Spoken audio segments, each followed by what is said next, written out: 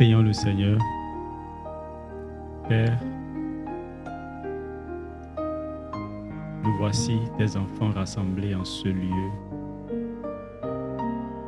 parce que nous répondons à un rendez-vous solennel, celui par lequel tu nous as convoqués en ce lieu pour échanger autour de ta parole, autour de la vie chrétienne, autour de la puissance dans le nom et dans le sang de Jésus.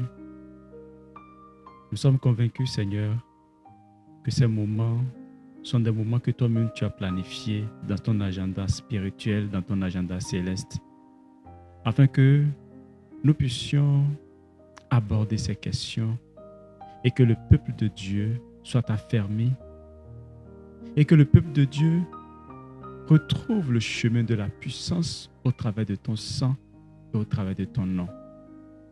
Nous sommes infiniment reconnaissants pour ces instants que nous sommes en train de passer avec toi.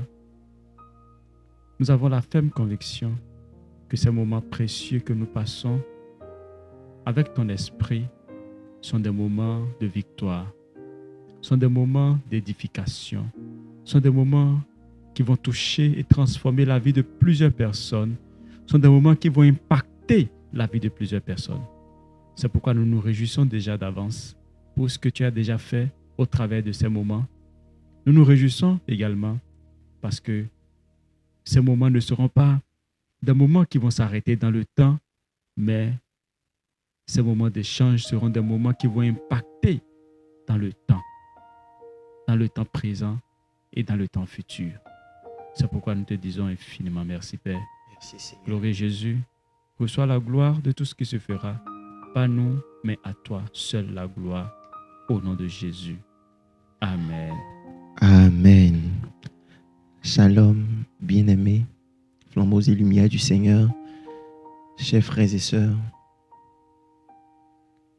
Nous vous saluons dans le précieux nom de Jésus-Christ et nous vous souhaitons la bienvenue. Nous sommes ici, nous nous sommes rassemblés ce soir, en cet instant, pour ensemble poser des questions et avoir des réponses. Durant le mois, nous avons parlé du sang de Jésus-Christ comme source de puissance et du nom de Jésus-Christ comme source de puissance. Mais plusieurs d'entre vous se posent des questions. Comment concrètement on peut utiliser le sang de Jésus-Christ? Nous allons ensemble explorer quelques questions. Nous n'avons pas la prétention d'avoir toutes les questions, mais nous allons en poser quand même. Et je suis accompagné, comme vous l'avez vu, du flambeau Meredith Eye et du flambeau Idelphonse Chabiguia. Je vais poser des questions, le flambeau Meredith va répondre et ensuite le flambeau Idelphonse aussi posera des questions et le flambeau Meredith est là pour apporter des réponses selon son expérience avec le Seigneur et selon ses méditations. Donc sans plus tarder, nous allons commencer. Et la première question que je m'en vais vous poser, flambeau Meredith, c'est pourquoi particulièrement le sang? Pourquoi le sang est-il une source de puissance? Pourquoi pas l'eau? Pourquoi pas le vin? Pourquoi le sang? Merci, bien-aimé. Shalom, flambeaux et lumières du Seigneur. Shalom, frères et sœurs dans le Seigneur. Comme l'a dit le flambeau Cire, je suis le flambeau Meredith Eye. La première question est de savoir pourquoi le sang, pourquoi pas de l'eau. Mais la question principale, c'est plutôt pourquoi le sang de Jésus.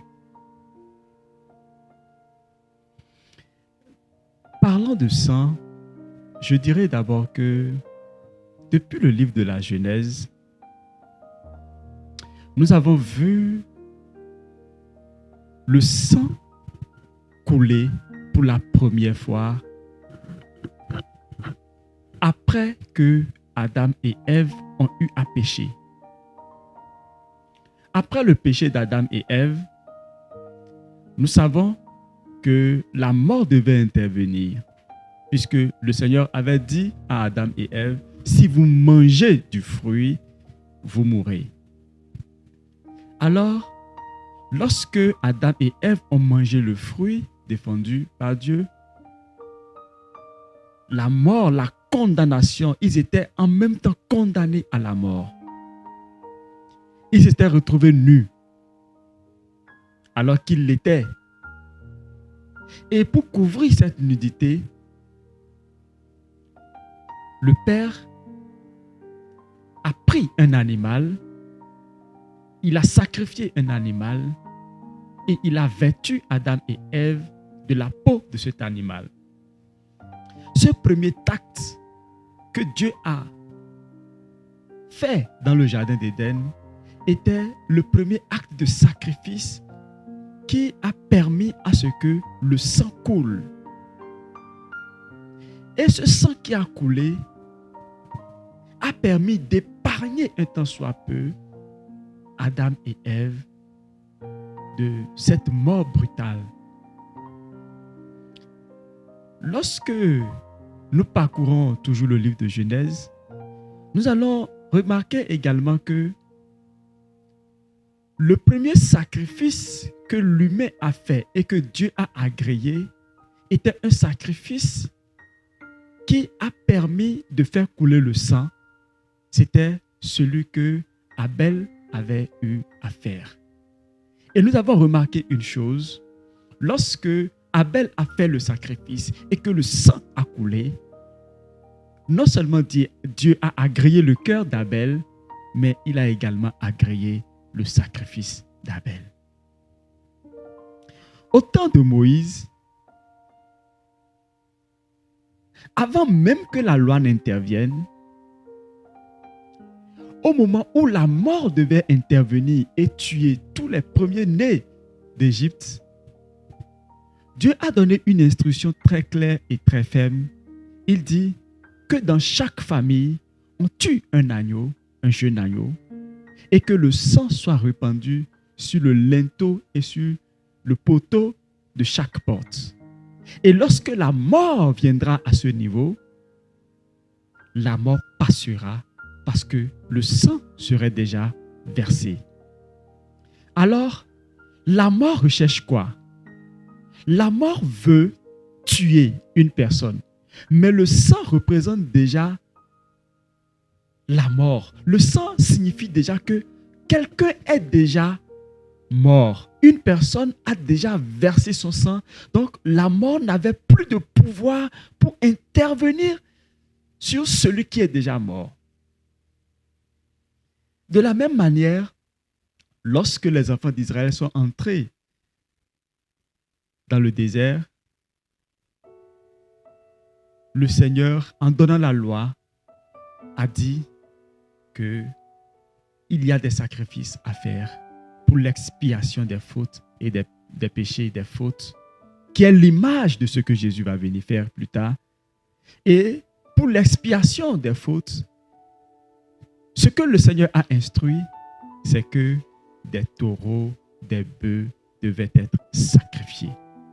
Et le souverain sacrificateur, ou le sacrificateur qui devrait participer à l'expiation, ou qui devait faire les rituels d'expiation, était obligé d'abord de tuer un animal pour l'expiation de ses propres fautes, avant maintenant qu'un animal ne soit tué pour l'expiation des fautes du peuple ou des fautes de celui qui a commis une faute. Bien-aimés, tout ceci reste une image de ce que Dieu avait préparé avant les temps anciens. Parce que Dieu avait préparé avant les temps anciens que la faute soit expiée par le sang. Et le seul sang qui soit approprié pour effacer efficacement et complètement les fautes d'une manière éternelle, c'est le sang de Jésus. En réalité, tous ceux qui pratiquent d'autres types de religions et qui utilisent le sang ne sont pas des innovateurs. En fait, ils ne font que copier ce qui se fait depuis l'Antiquité ou depuis le premier jour de la création. avec l'Éternel. Ce que l'Éternel avait déjà disposé, ce sont ces choses que ces personnes ont continué par pratiquer ou par adopter. Mais Dieu est passé à un autre niveau.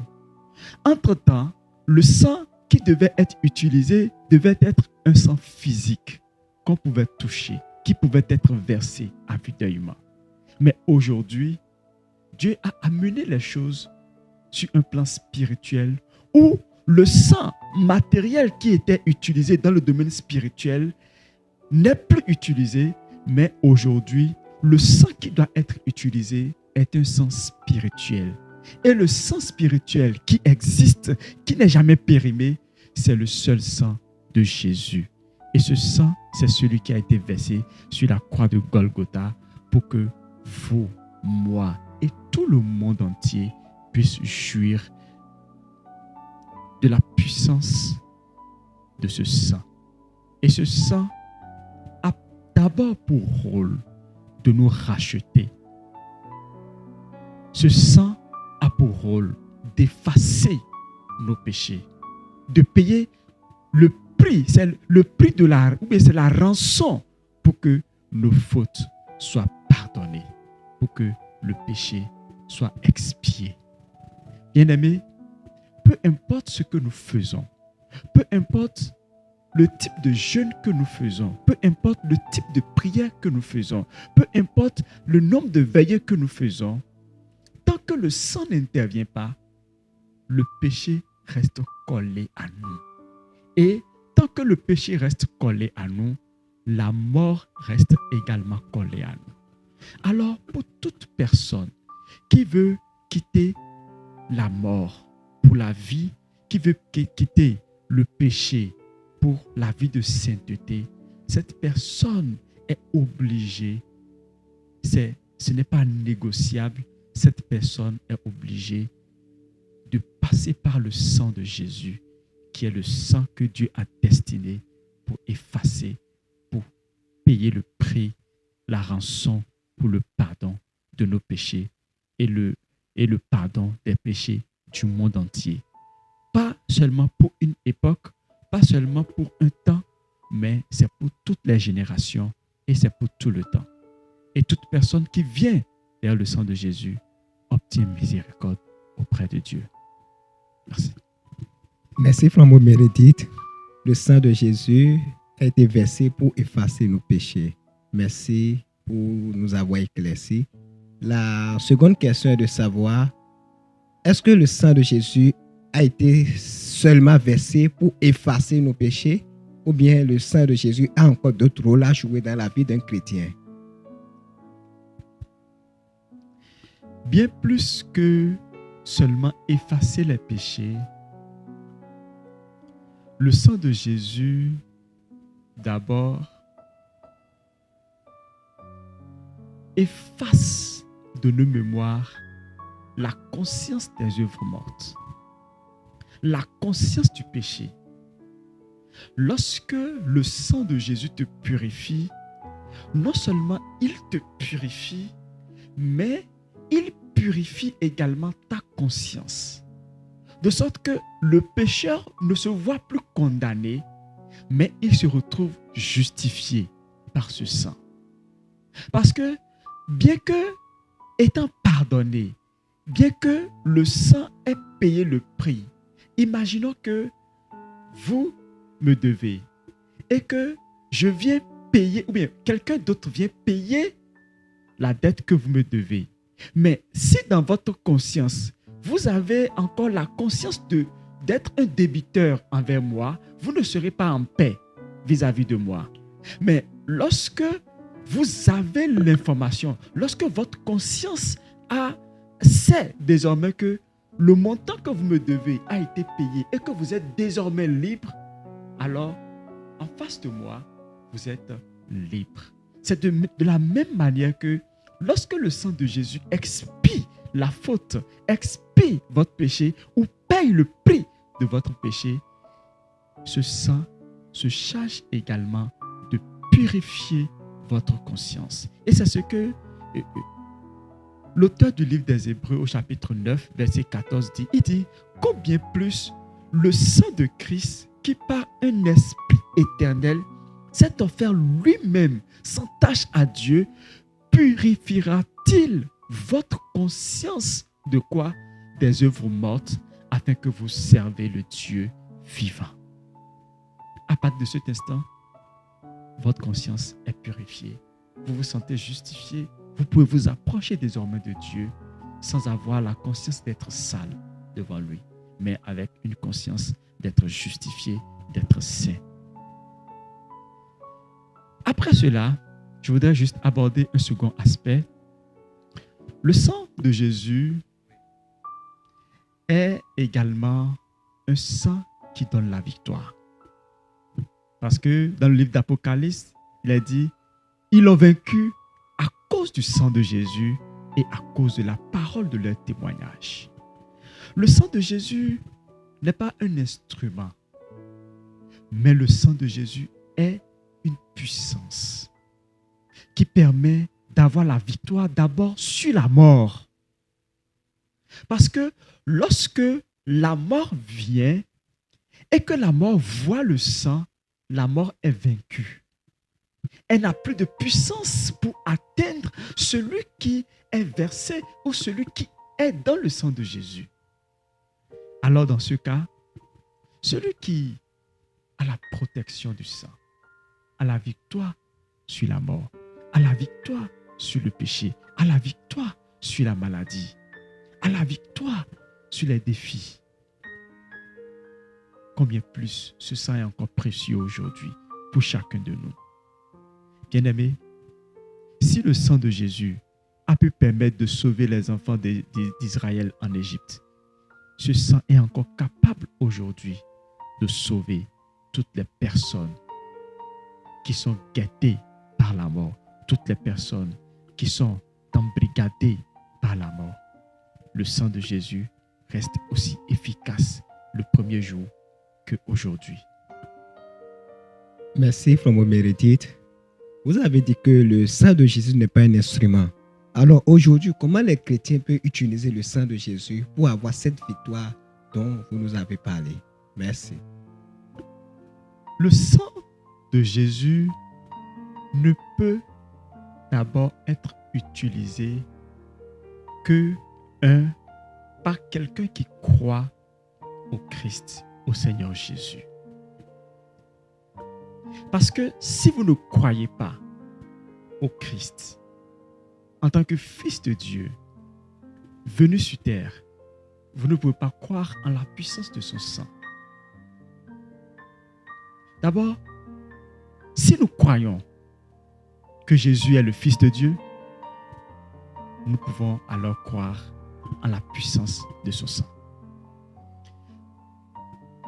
Je disais également que utiliser le sang de Jésus nécessite non seulement la foi en Christ, mais également la foi dans le sang de Jésus. Puisque désormais, le sang de Jésus n'est plus matériel, il est devenu spirituel. Et pour l'utiliser, il faut la foi. Et quand vous placez votre foi dans le sang peut opérer alors pour vous. C'est pourquoi, bien-aimés, est-ce que vous avez la foi? Est-ce que vous croyez que le sang de Jésus est aussi efficace aujourd'hui comme hier? Votre foi est la seule chose qui est capable de vous permettre d'utiliser le sang de Jésus pour pouvoir vaincre, pour avoir la victoire, non seulement sur le péché, sur la mort et sur toutes choses. Merci beaucoup, Flambeau Meredith. Merci. Merci beaucoup pour cet éclairage, cette lumière que vous apportez sur le sang de Jésus-Christ. Un cas concret qu'on peut aborder. Admettons que quelqu'un soit malade, un paludisme ou un cancer, mais qu'il a appris qu'il y a la puissance dans le sang de Jésus-Christ. Nous voyons souvent les gens crier « Sang de Jésus, sang de Jésus, sang de Jésus, sang de Jésus ». Est-ce de cette manière qu'il faut utiliser le sang? Ah, Les gens, quand ils sont malades, quand ils voient un moustique, quand ils voient des papillons la nuit, ils crient sang de Jésus, sang de Jésus. Est-ce de cette façon que le Seigneur veut qu'on utilise son sang? Est-ce de cette façon que nous exploitons véritablement la puissance contenue dans le sang de Jésus? Quelle est la procédure pour utiliser ce sang? Quelle est la procédure? Quelles sont les paroles? Qu'est-ce qu'il faut dire? Qu'est-ce qu'il faut faire? Merci, bien-aimé. Le Seigneur a dit que vous n'utiliserez pas en vain mon nom. De la même manière que nous ne devons pas utiliser le nom de Jésus en vain, ou nous ne devons pas blasphémer ou utiliser le nom de Jésus pour n'importe quoi, c'est de cette même manière que le sang si précieux ne doit pas être utilisé n'importe comment. Imaginez que vous avez de l'or chez vous. Est-ce que vous allez jouer avec votre or? Non. Si vous ne pouvez pas jouer avec l'or qui est si précieux pour vous, qui n'est rien devant Dieu, est-ce que nous pouvons jouer avec le sang qui a la capacité de sauver une vie de la mort? Non. Non plus. Donc, un chrétien ne doit pas utiliser le sang n'importe comment. Bien. D'abord, comprenons que nous vivons par et dans le sang de Jésus. Et le sang de Jésus est le sang qui a été versé pour que nous ayons la victoire. Vous voyez, lorsque le sang vous délivre du péché, la délivrance du péché donne en même temps la victoire sur la maladie, sur la mort, sur les infirmités, sur beaucoup de choses. Parfois, il suffit qu'une personne soit juste pardonnée. Il suffit qu'une personne soit juste purifiée par le sang de Jésus et qu'il y ait une conséquence en même temps qui se voit. Et la conséquence, c'est que cette personne qui était malade retrouve la guérison en même temps.